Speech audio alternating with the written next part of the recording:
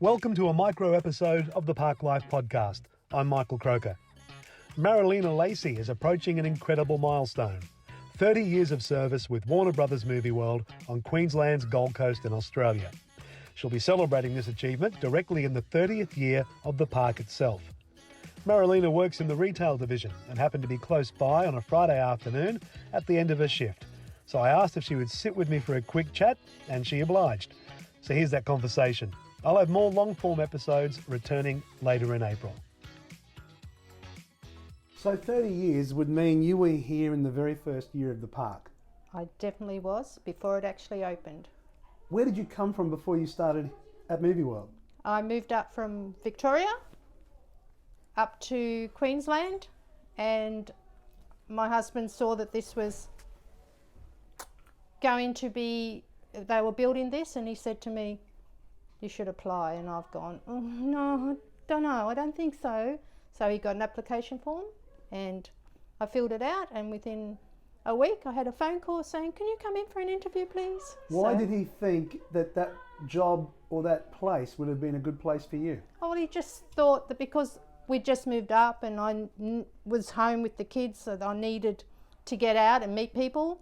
So he thought that'd be a great job. So I had an interview, and 2 days after the interview I got offered a position as a tea and lunch person. And what did that role mean? That meant that when we actually opened, I was to go around all the stores that I was rostered for to do their morning teas, their lunches and their afternoon teas. That must have been an exciting time, because Warner Brothers Movie World was a completely new kind of park for Australia. Yes, it was. What was that time like when the park was being born? Oh, it was just magnificent. It was just, everyone was happy. It was just because the concept had never in any other state, and when you said you worked at Movie World, it was like, wow, you work at Movie World. And it was just different, and we all had fun, and we're a big family, and we're still a family, and I've met so many people, and I've just enjoyed meeting people and talking to people. And what do you remember? What are some of your fondest memories of that period where the park was new, and we had the launch day, and from memory we had Clint Eastwood, Goldie Hawn, Kurt Russell, Mel Gibson, Yahoo Serious, Young Einstein. It was just exciting. Were you on the street when the Hollywood actors were here? No, I wasn't. Right. No. Have you had any brushes with fame? I met George Clooney when we had the airing of one of the Batman, when he was Batman. Yes. And we had the red carpet event here. That was the Batman nipple suit. Was it? Yes, you may not know that story, but George is famous around the world for being the man that wore the bat suit that had nipples. Oh, okay. Yeah. Oh, I didn't know that. We didn't have to spend too much time talking about that, but how did you meet George? He was here for the premiere. Yeah, well, we were lined up, and had my kids with me, my son and my daughter, and I had a piece of paper and I wanted an autograph, and and my son goes, "I'll get it for you, Mum." So he came across, and I met him, and he signed a piece of paper for me, and I've got a photo of him with his signature. That's great. Yeah. So that must have been an exciting time. There was all these new things happening, new rides and new characters and parades and all that kind of business. When you look back on 30 years, is there one moment that sticks out as a really fond memory, apart from meeting George, but anything else?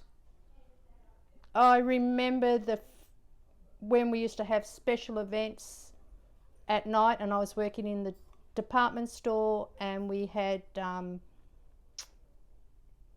Jimmy Barnes playing for a Coca-Cola function out the front by the fountain. They set up the stage.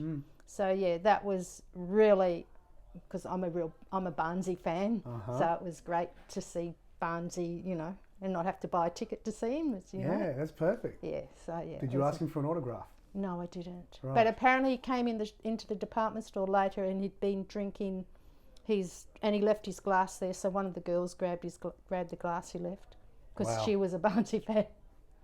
And somewhere that glass exists with a little bit of Barnesy DNA. Yes. sad that she's not around anymore. So, Yeah. But yeah.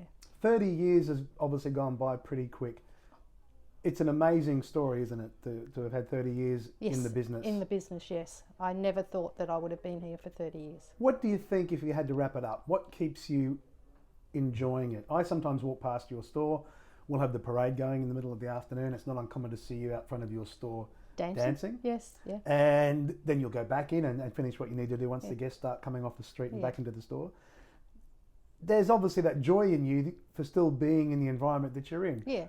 That joy's never left you. No, it's not. I mean, the parade, I enjoy seeing the young kids, dancing and yelling out to the characters, and they love the DC superheroes, and and the parade's on, and you have a bit of a dance and a sing and have a joke with the guests, and it's and of course I'm in a great store, Movie Mem, Movie memorabilia. Yeah, Movie Mem, Harry Potter. It's all there. It's all there, yeah. What would you say to young people going into the workforce looking for a job? And it's not uncommon now for people to move from one role to another role, from one business to another business. What do you say to someone that might be looking to do something that they love, and maybe some advice on how you found your joy that kept you for 30 years? Any advice on people entering the workforce and how to find their joy? Just be happy in yourself, and just do what you love. Do what you love, and just do the best you can, and just enjoy what you're doing. Because if you don't enjoy what you're doing, you lose yourself. So you've got to follow your passion. Yeah. Well, you do wonderful work, and I'm glad that I got to sit here with you, even though it's a little bit noisy because it's a Friday afternoon where we are now. We should make it clear. And it's the end of the day. Yep. I'm sitting in my office, and there are people moving around everywhere.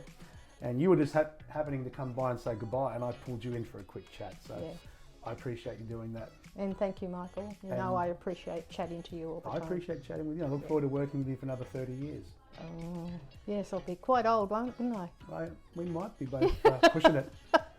Have a good weekend. I will, you too. Enjoy. See you soon. Bye. Love you, mate. Love you, mate. Love you, mate. Thanks for listening in on the Park Life podcast. I'm Michael Croker. I'll have more long-form conversations coming up a little bit later in April as we go inside and around the Australian theme park industry. If you'd like to reach out and get me on email, you can do so at mikecroker@hotmail.com. I'd love to hear from you. Keep safe and well, and I look forward to catching you soon.